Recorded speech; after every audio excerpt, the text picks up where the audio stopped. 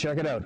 You can see previous, when we first walked up to the fresh harvest, there's blood all over his face from his lung shot, and it's kind of makes for the picture be nasty. So this is about taking the extra time, clean up your mount, your animal, and make it camera worthy for that memory that you're going to cherish for the rest of your life. So you know, the young man here, Sean, he went down to a pond about 400 or 500 yards away, and he got some water, packed it all the way back up so we could wash the cape off, so it'd be more appealing for your memory shot, for your videos or for your photographs. So that's your first stage in trophy preparation for your mountain sheep.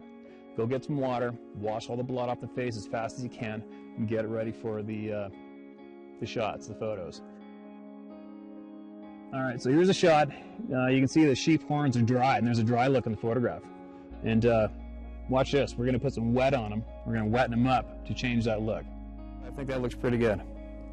Teach their own, but we like to clean them up and highlight as much as we can for that memory photo. Little splash of water.